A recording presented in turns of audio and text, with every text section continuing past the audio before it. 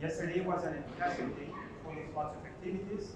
We're happy to meet and welcome lots of stakeholders, decision makers here and see everyone here again. Today I'm going to take you on a small journey into the future. Let's imagine fast forward 12 months from now. We are in 2025 at the second edition of Ajman Transport Technology Conference. Let's imagine that someone is living in Abu Dhabi. He decided to wake up in the morning and he decided to come to the conference. So he just picked up his phone at the ease of his fingertips and just put it as the destination of Emirates Center, Emirates Hospitality Center. This is basically as if you are using Google Maps or Waze, and the application will start showing you the routes that you can use. But let's imagine if the same person decided not to opt to use his car, but he wants to use a public transport. And let's also imagine that the application started showing him a hybrid route that he can use Etihad Rail, followed by a taxi or an Uber or a Careem. Let's also imagine that the same application is showing him the total fare that he will pay, regardless of how many stakeholders he would be dealing with.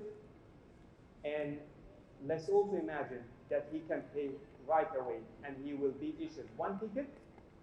He will use it, he will find an Uber or Careem waiting for him downstairs in a building in Abu Dhabi, taking him all the way to Etihad railway station in Abu Dhabi, jumping on the train, arriving here at Ajman, Etihad railway station. Once he arrives, he will find a taxi, an Uber, picking him up all the way to here. And he just paid one single fare. He was dealing with one stakeholder, regardless of who was the operator. And most importantly, for any issues or lost and found, he will just reach to one customer support service. What I'm saying now maybe looks like a bit futuristic. However, it's here today. And this is what we call it MaaS platform, mobility as a service. Some countries in Europe, for example, like Denmark, it's a leading country when it comes to MaaS platform. They have one of the leading mobile app called WIM, where they integrated everything together, from railway to bus rapid transport to taxi, Uber, Grab, even the bikes and the electric scooters, all on just one app at the fingertips of everyone's choice. This is the topic that we're going to discuss today, mobility as a service. This is where the user wants to go. And before we look into the future, we needed to understand the need for MaaS as a platform. I'm a big believer that in order to develop any technology, we need to understand the problems and the challenges and the pain points from the user. That's what gave birth to what we call it today as a MaaS as a service. Please join me in welcoming our esteemed panelist, Ismail, Business Development Manager at Init, and Utbal, CEO of Dhaka Mobility. Dola Mobility. So today, if we'll start with, let's start with you. As a MaaS platform and a mobility platform, what do you think that the customer needs in order for you to integrate this into one platform? I believe that on a daily basis you are dealing and interacting with many customers, especially that you are the customer interface. And like we mentioned earlier, for any technology to start and to develop, it usually starts from understanding the pain points of the end customers. So what do you think that we need in our region to develop a MaaS as a service platform? Thank you, Rami. Thank you so much for inviting me and giving this opportunity to speak on a very favorite subject of mine, that is mobility as a service. So my name is Utpal Deka. I used to work for RTA Dubai for last couple of years. before starting my own venture called Dola Mobility, with a focus on mobility as a service. Okay. Last year, we got selected through one international competition in one of the cities in India, so Delhi. And probably I will share, the little bit of corollaries between, what I have learned through the process actually. So mobility service, the platform itself is not the solution, okay? So by the name it suggests, so it has to integrate all the means of transportation. So that means the rail, metro rail, then the buses, there could be buses run by private sector, there could be buses run by public sector, there could be various forms of bus services, which could be a shuttle service, or it could be a normal route, or a, the bus rapid transit system, or a bus on demand, okay? And there could be a lot of other shared mobility services, which are like e-scooters, the services like Uber or Careem, or, there are so many players, okay? So today what has happened, suppose I am in Dubai, so I know, there could be 10 different players, who are running the e-hail services inside the city, okay? Say Uber, Careem, Blue Smart, there are so many things, okay? But someone as a customer, probably say I have traveled from India, and landed up in Dubai. It will be very difficult for me to know, what are the services available inside the city, okay? Either I have to do a lot of research before coming and, try to find out which is the best means of transportation and, who is more reliable, who is not, okay? So the MaaS platform actually addresses all these issues. So as a platform, it integrates everybody into the platform, and it's considered to be the Netflix of transportation. That means it provides you the opportunity to choose actually, whether you want a premium kind of services, you are ready to pay a good amount of money, or you would like to use another means of transportation which is much more economical, okay? So under one platform, all the services are discoverable, okay? Then you can do your journey planning from point A to point B. There could be multimodal transfers. It could be the first leg could be through a e-scooter, then you reach the metro station, then travel to the last metro station, then again take a bus and go, okay? You see, in the process, you have asked a very pertinent question, from the customer interface is the biggest concern actually, okay? So one is, many of these individual services are not really too keen to be integrated in one platform. Sometimes, they feel there could be data privacy issue, or there could be, the issues related to competition. Okay, if somebody gets all our information, tomorrow there could be somebody else who will form the services, okay? But just consider the expectations of a customer, So for him, once all these services are integrated under the banner of, say, in case of Ajman, the local public transport agency, who takes the onus of, the service. Somebody has to address also the 24/7 customer happiness center. So it has to be a single number actually, okay? Not those 10 or 15 different services which are being operative inside the city, yeah? So I think there is a huge role that needed to be played by both, the public decision makers, before integrating all the services, creating the bundling of the services, or how we can compensate or give some sort of discounts to the customer for using public transportation, because it's an integrated kind of thing, okay? So today, there are, say, 5 levels of MaaS, The first level is without any integration, like how we are operating. Even Dubai is also not exception, I should say, okay? The second level is some amount of integration, and third level is the integrated payment, what you mentioned, okay? And fourth level is basically getting all the benefits of, the subsidies, or some benefits of, the bundling of the tickets. Maybe, if you travel your first leg by a bus to the metro station, probably his first leg should be made free, once he take the metro, okay? So there are a lot of things, which can be resolved under a public-private partnership kind of approach, okay? Yeah. I like when you mentioned that MaaS is the Netflix of the mobility. That's very true. Moving to Ismail, you're the technology provider behind this technology. You might be not like the customer interface.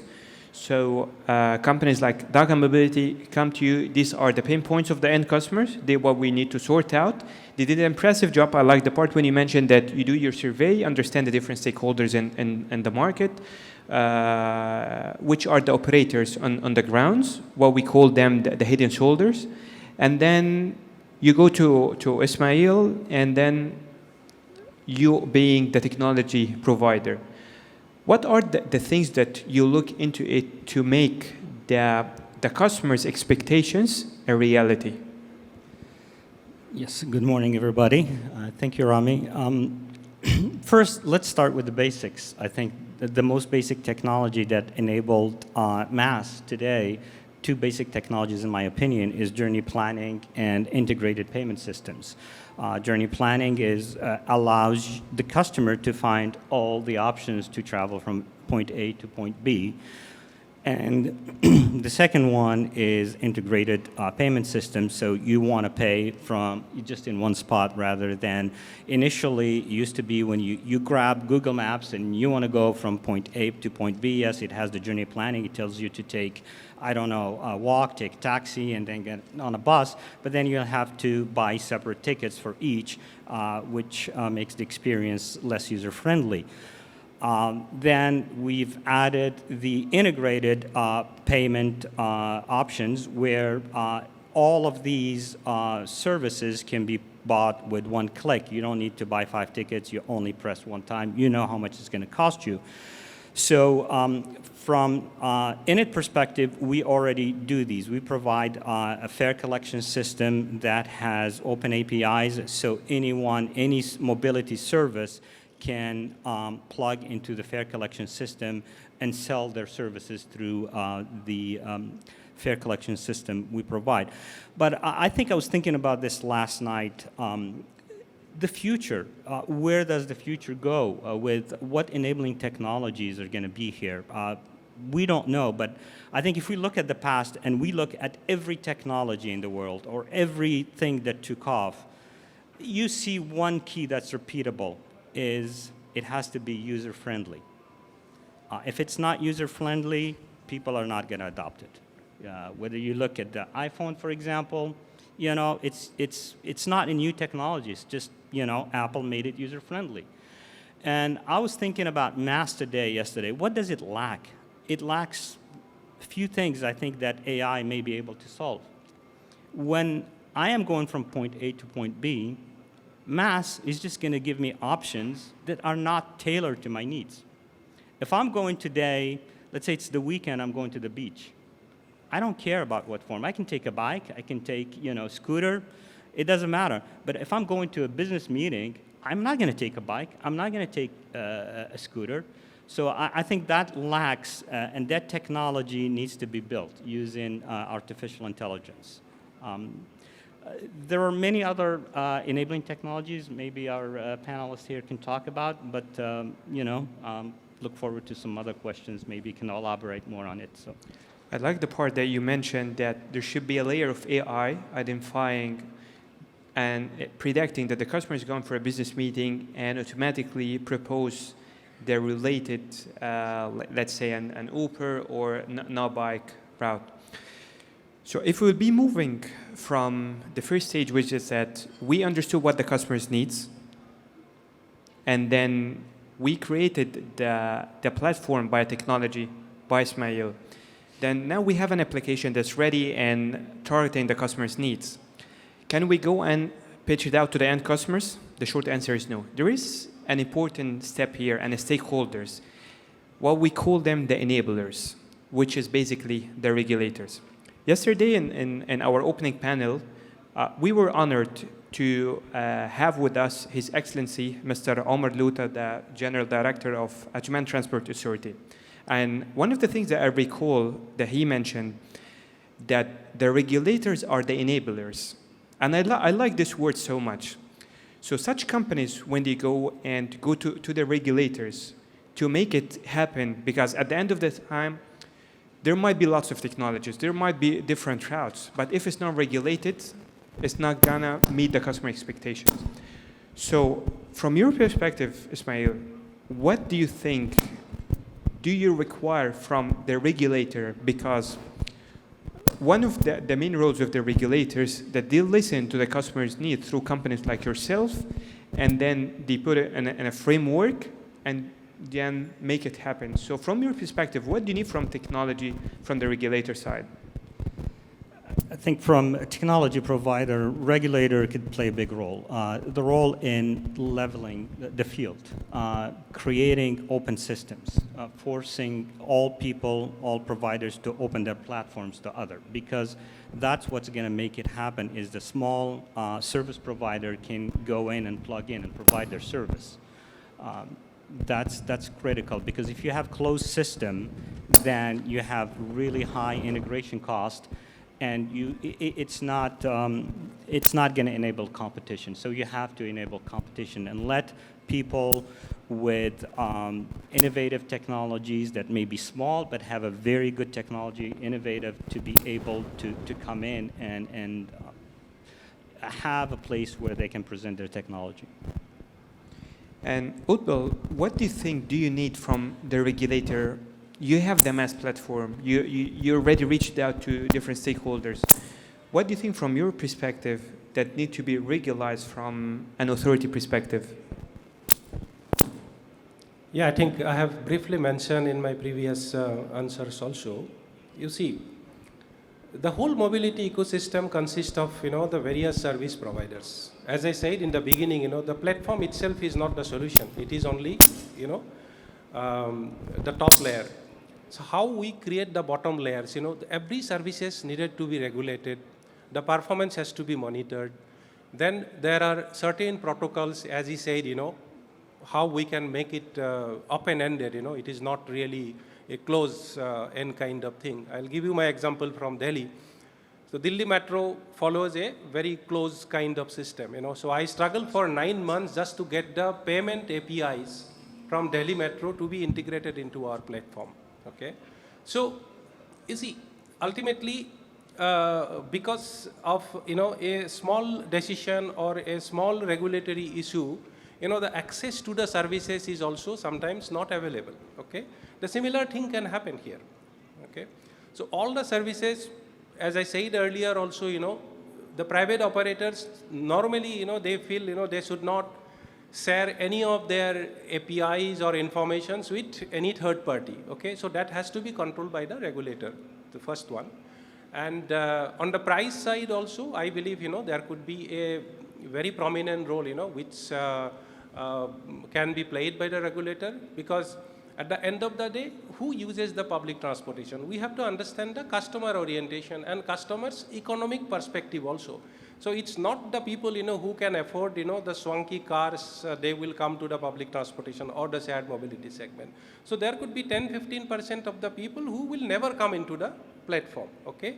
So maybe another 15-20% people, if they get very end-to-end kind of services, all the services are well organized, whether it is, the buses and metro are normally operated by the public agency. But the many of the other services like the cars or the e-hail or e-scooter and all are all operated by third-party agencies. Okay, so I think the protocols for sharing the data, it should be part of the policy documentation by the regulator always. Okay, so what data they need to share or what API, in which form they need to they share with the regulator, that has to be predefined so that the benefits can accrue back to the customers, at a larger this one perspective. So now, assuming that we had the authority, we had the user interface, which is the mobile app, we have the technology providers and the regulators, they announced a framework regulating everything. One of the things that I usually like to do is to match and meet expectations and to face the challenges. So now, even if we have all the three things, in my humble opinion, it won't be easy to happen. And let me tell you why. let's assume I'm, for example, the RTA. I would feel pride and I say that I want to integrate all the different services on my platform. I want to integrate Uber, I want to integrate Tihad Rail, I want the end customers to just use my app. And then you go to Tihad Rail, they will tell you the same thing, that I want all the end customers to use my app. Then you go to Ajman Transport Authority, they will tell you, I want to integrate all the things on my platform, I want to be leading. And there is no shame about it. Every company feels pride in itself and they want to take the lead. This is very normal, this is very normal competition, and even I call it a healthy competition. So what is the solution behind it? Sometimes it's good to be late in the technology. And why I'm saying sometimes it's good to be late in the technology, because we can learn from the lessons in the Western market and in the Western side of the world. They have been leading and doing lots of innovative ideas when it comes to MaaS platform. And they come to face the same challenge. There has always been a debate and a competition between the government stakeholders or transport authorities, and every company feels pride that they want to take the lead, which is very healthy. So what is the solution and how they sorted it out? They did PPP, private-public partnership. If we will apply to Denmark, look at WIM. WIM, it's a private partner. It's a public-private partnership where you are having a kind of a JV, joint ventures, between the government authorities and the private companies, where you're having the regulator along with the technology providers and the MaaS, and they are coming with a one platform. The power of private-public partnership is so powerful to the point that you convince all the government stakeholders to work closely with the private segment to have a MaaS platform. So in my humble opinion, one of the main things that we need to lobby more about, have multiple round discussion about, to have such kind of joint ventures that would accelerate the adoption of MaaS platform, and at the end of the day, it's going to enhance the customer experience, especially when you are talking about like MaaS platform. It's more about the value added service to the end customer. So what do you think about private-public partnership, and what other solutions do you think, in your humble opinion, Utbal, that we can brainstorm to bring different stakeholders, and what I mean like different government stakeholders, sit together on one round table to just agree on the same point? I think private is very important in any domain. The government or the authority just sets the rules, and you have to let the private come in. That's where the innovation is going to come from. So if talking about partnership like that, maybe provide the financial enablement and the environment as well for this, it's very important. So again, going back to MaaS, is the government or the authority needs to level the playing field, allow in private mobility service providers from different places come in and provide their services. Because one thing we don't know what the future of mobility is going to be. You don't know. So if you say no today, you don't know. So when you don't know, what you want to do is open it, let people come in, and let the free market decide. The users will decide. Going back to your app, for example, why have one app? Why not provide the backend, the open APIs, and let people develop apps? Maybe the app that works for me doesn't work for somebody else. I think that's where, it's the government needs to enable competition in the domain, and the competition will decide what's going to happen. I fully agree with you for the part that why only one app. Usually competition brings healthy benefits to the end customer. So Utbal, what do you think, how we can accelerate the adoption of MaaS platform, and what other ideas other than the private-public partnerships can we initiate in the market?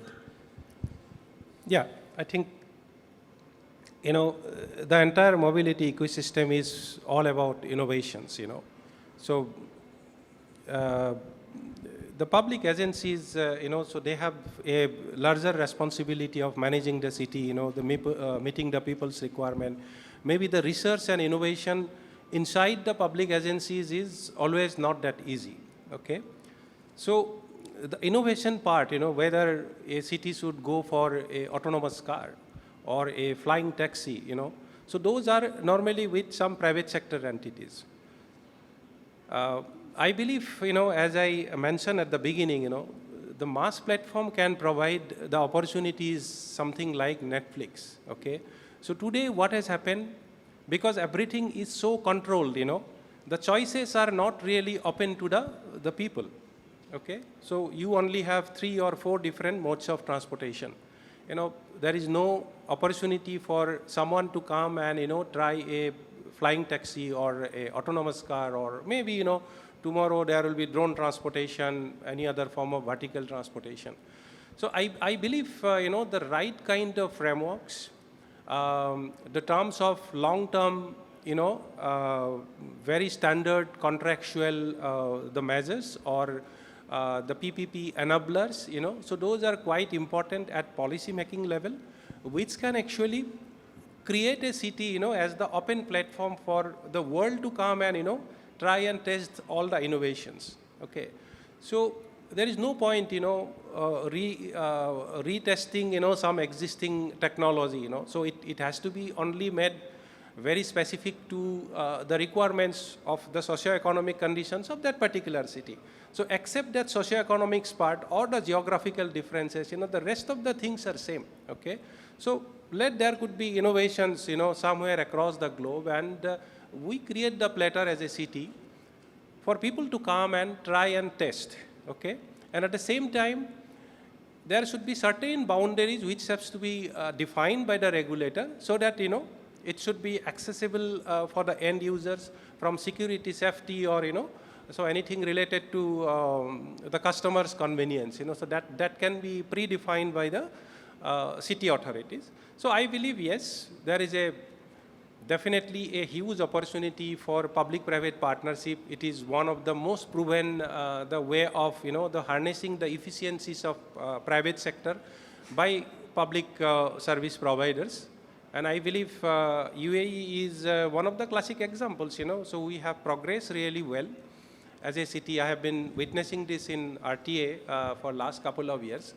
So I believe, yes, UAE has, all the opportunities, and people also believe in UAE's capability now, for any sort of very different kind of decisions, which can create, the best of the best systems in the world. I believe we are on the right track. Okay. Can I add something to this? So when you look at governments, usually they lack the resiliency. I mean, we live in an environment today where things move really fast.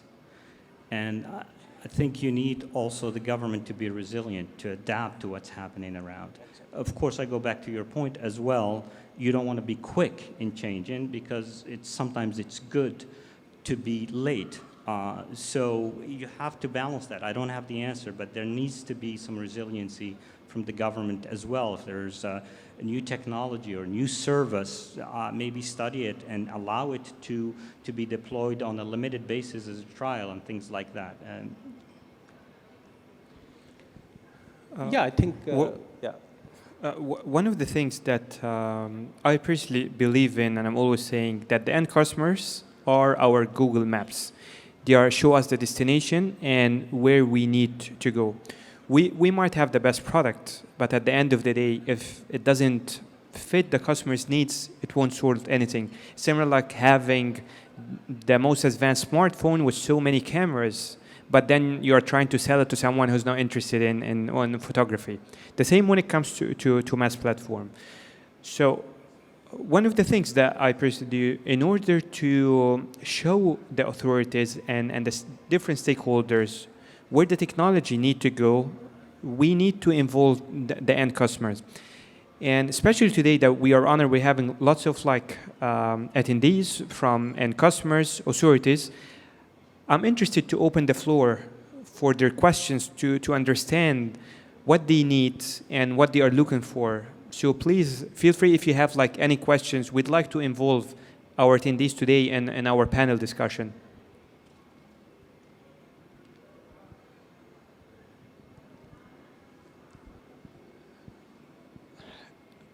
Namarta? Can we have a mic here?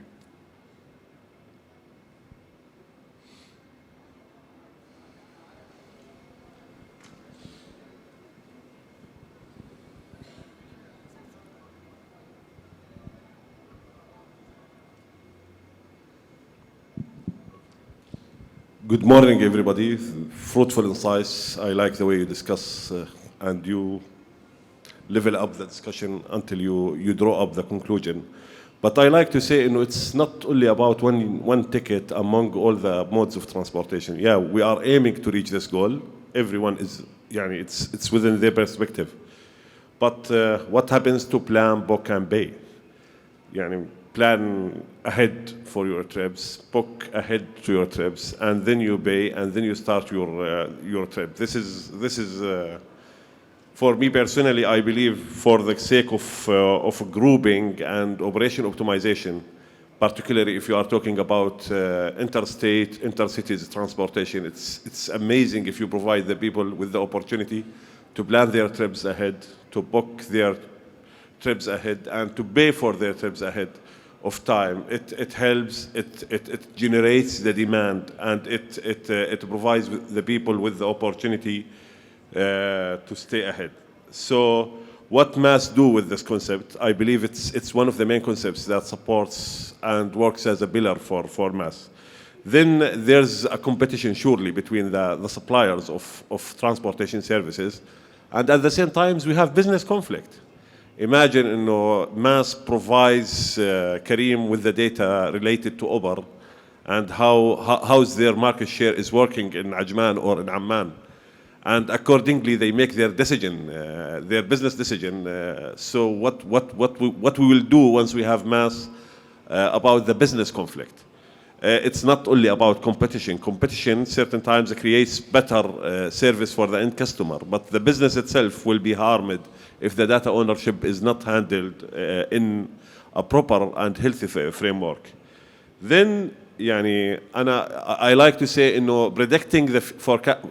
We are at the era of artificial intelligence. So the future is unknown, is not acceptable anymore. There's car industry, there's bus industry, there's light rail field, there's metro lines, futuristic projects, and forecasting the future is not a big issue. For a city like Ajman with 1 million inhabitants, the basics of transportation says that we will have 2 million trips, and you have to emulate your modes among these trips. So you'll find that 34% happens by walking, how many trips happen by public transportation, and how many trips happen by private cars. So according to these data distribution, you can decide your future projections and the trajectories. So the future is, for a certain extent, unknown, but according to the data we have, how many cars we import, how many cars we license, how many driving licenses we issue each year, gives us indication what we should do about mobility and the traffic management in the cities. So with these notions, I believe MaaS has larger role than the unified ticket among the different transportation modes. Thank you.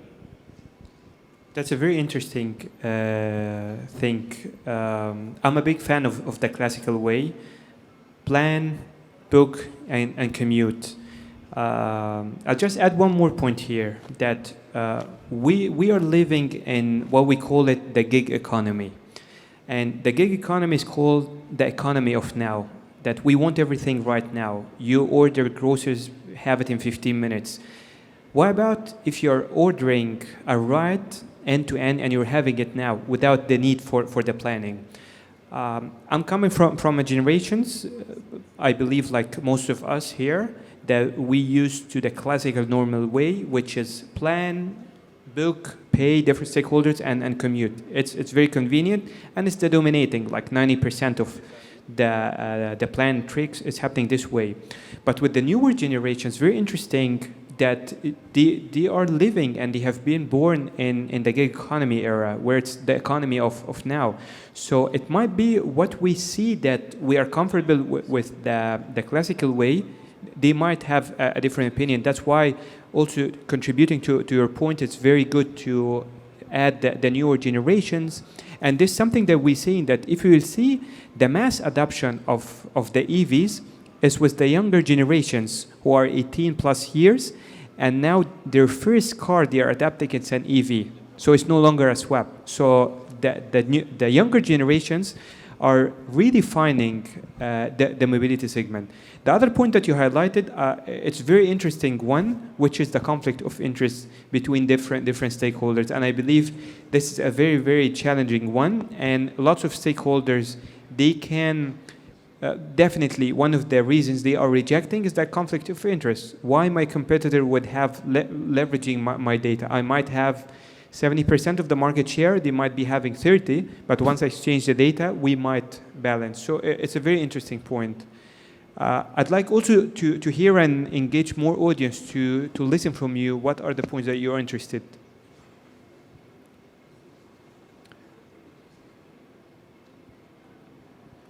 Anyone would like to raise a point?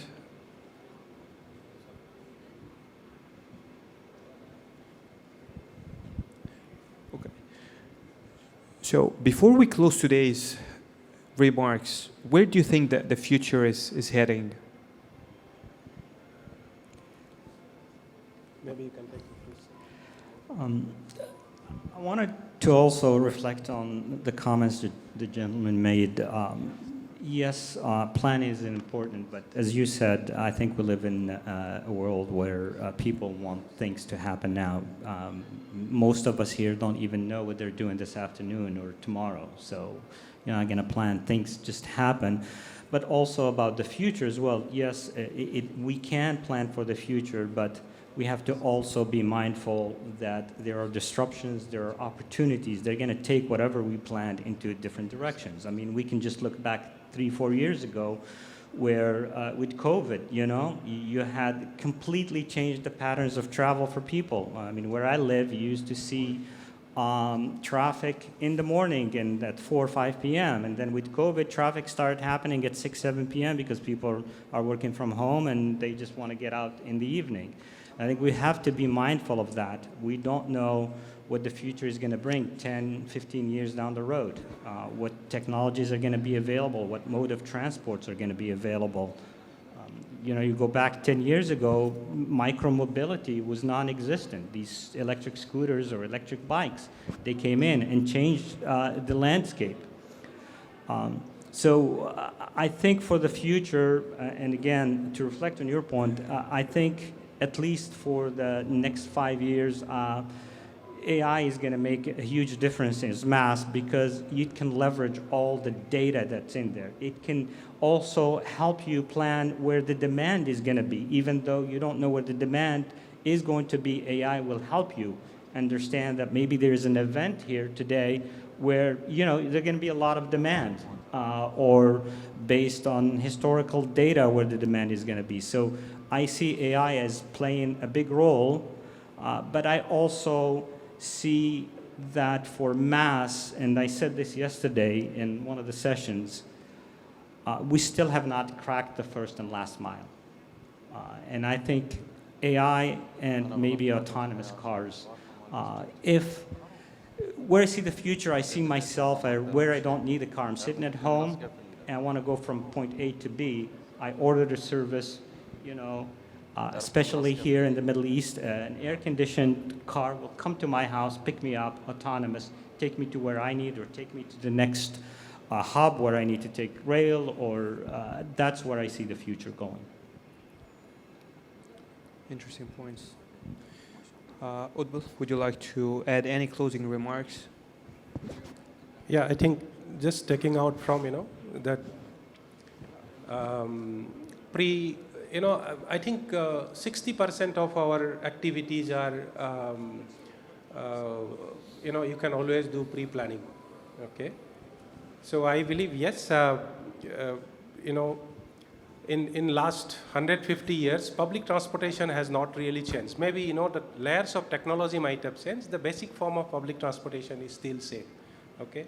So there could be changes, yes, definitely in the first and last mile, or maybe, 10-15% of the trips has to be managed differently through AI or, any advanced tools. But I believe as a transportation planner practicing for last 30 years, I believe 80% of our activities are, plannable. We always plan it. I know, I have to leave for office at 7 o'clock, okay? And yeah, but what options we have today, okay? So we have maybe metro, we have maybe a fixed route bus running around, and we can take a e-hail this one. But the new modes of transportation like on-demand bus services, so which can be pre-booked. So the startup actually, so Dola Mobility is trying to address that one, basically for school students, the corporate travelers, and also for this one, the normal, the people who have got predictable trip, if somebody, my mother has to go to the temple, every Sunday or Saturday, it is more or less predictable, So if the technology can help people in pre-deciding those the requirements and book the services in advance, so that that uncertainties are taken away, So at what price you are getting that services every day, then probably your reliance on private mode of transportation will go away. You see, what I foresee, down the line after 5 years or 7 years, maybe the cities like Dubai or Ajman or, any other international city will become, some cities of third world countries, okay? The population is rising so much. The morning peak or evening peak, the travel speed have come down to a level of 5 to 7 kilometers today, okay? After so much of investments on road, which are probably 16-lane highway today, okay? You cannot build another 2 layers of highway on that one. So that means the solution is how we can lure people to bring towards the public transportation, almost at the same conveniences like his own private car, So that's what my life philosophy is, I believe in this on-demand public transportation, even if the waiting period is maybe, half an hour, but still it is predictable. A bus will come and pick you up at so and so time, If you have to wait for 45 minutes, it's okay. It is known to you, yeah? So I believe the future is more than any, the high-end technology, probably, going back to our basic requirements. You see, at the end of the day, I think we are forgetting in the process of, the planning for AI-based technologies, probably the basic thing has to be put in place, okay? So that's where probably, there is a big scope for all of us, to relook and what is people's actual requirement, So there are so many services being launched, without really understanding the end user's requirement. But public transportation is public transportation. It is known to us for 100, 150 years, okay? So the importance of public transport will go up and up and up, A city is considered to be smart city if the suited booted person travels on a public transportation, not really, someone who travels in a Bentley or so. Okay, so that's what, I feel the future is public transportation. And yeah, there has to be collaboration between public sector, private sector, try to, the house certain technologies which can be scalable and, at a very economical kind of price. Yeah. Thank you. That has been so insightful. I started our session today by hoping that in the next year, in Ajman Transport Technology Conference, that we have a MaaS platform and using a public transport to coming here. I'm not sure if it will happen the next edition of the conference, the third or might be the fourth. I don't have a timeline. we're working towards, hoping that will happen. But if I'm sure of one thing, I'm sure of that future is always the future, except in the UAE, future is now. And this is not only in the mobility, across everything. Here in the country we are living in, the future is now. And I see lots of potential that will be happening very soon. Thank you, and I'd like to thank our attendees, thank our panelists. It has been a very insightful panel discussion. Thanks, everyone. Thank you, Ravi. Thank you, everybody.